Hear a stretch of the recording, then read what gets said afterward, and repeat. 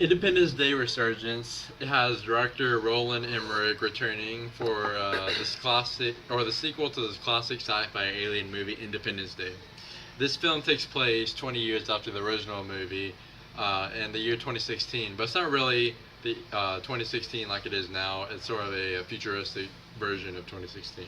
Yeah, and since the original in 1996, we have prepared ourselves for another alien attack, and this comes in good use because the same alien race returns, triggering yet another intergalactic war.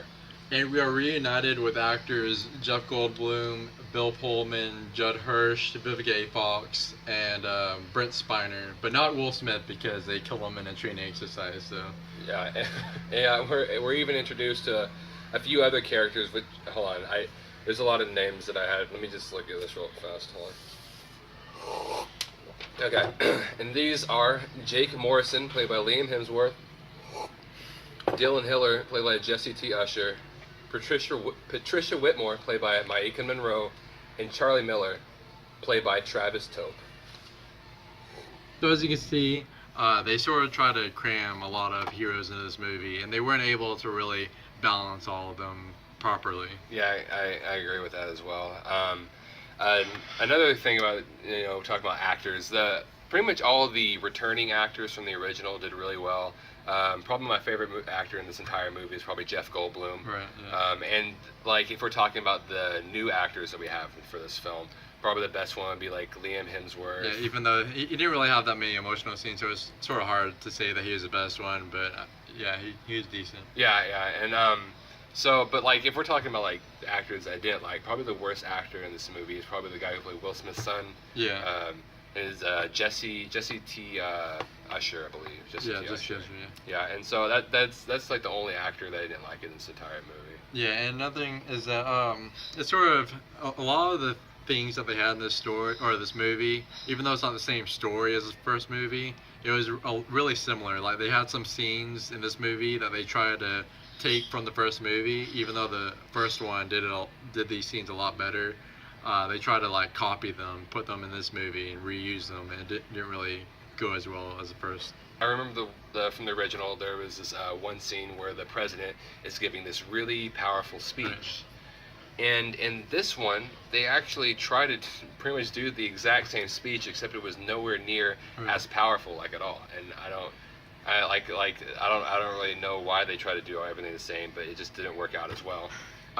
And like another thing I want to bring up is why I didn't enjoy this movie as much is I'm kind of biased towards these kind of movies.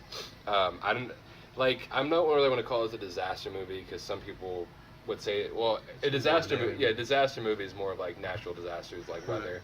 But I kind of put this in the same realm as disaster movie because so many people die in this movie. I just don't care. Like if there's like a one little character who dies, I'm like, boo-hoo, everybody else is dying. Yeah.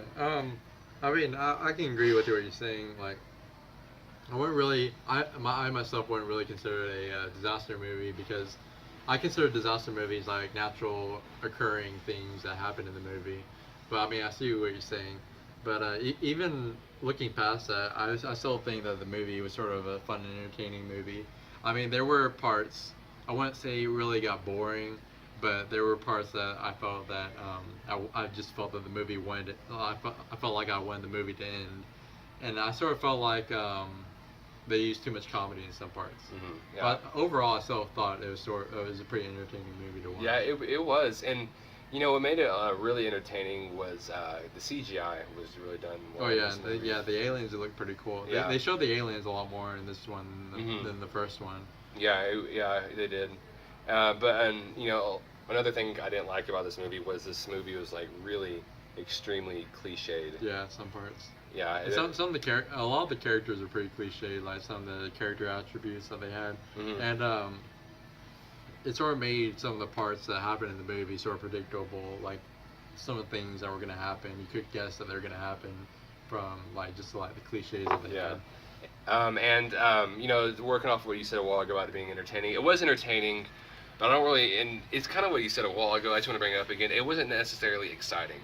Right. Like, whenever I was watching the movie, it was kind of like, it would be scary to be there or something like that, but like, while I'm sitting there, I'm just kind of like, whatever, it's a good enough movie, I'm just going to sit here. You know. Right, yeah. And so that's what took a lot of enjoyment away from this movie. You know. Yeah, and I guess the 3D sort of helped, even though I'm not a huge fan of 3D. It did sort of help with some of the big stuff that they had in the movie. It wasn't bad. It wasn't a bad movie, but you know, I'm gonna bring this up. It wasn't like a pro or a con. You know, there is about 3 scenes. Okay, I'm telling you, there's about 3 scenes in this movie where some guy, you know, it was different people in the movie. He would like they'd be asleep and all of a sudden they just wake up like and they just wake up like that. And I don't really want to say that took away the experience. I just thought it was kind of funny how. Yeah, they did sort of overuse it. I feel sort of the same way. Yeah. And so you know that's pretty much all of our points for this movie, right? Yeah. So so overall, I mean, I would. The first one is still a lot better. I would definitely recommend the first movie over the second one, but I would still give this movie about a C+, which is sort of about the middle.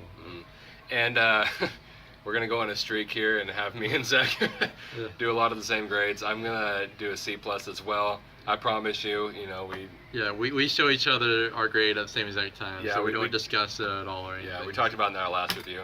But yeah, so there you go. That's a review for Independence Day Resurgence. Sorry.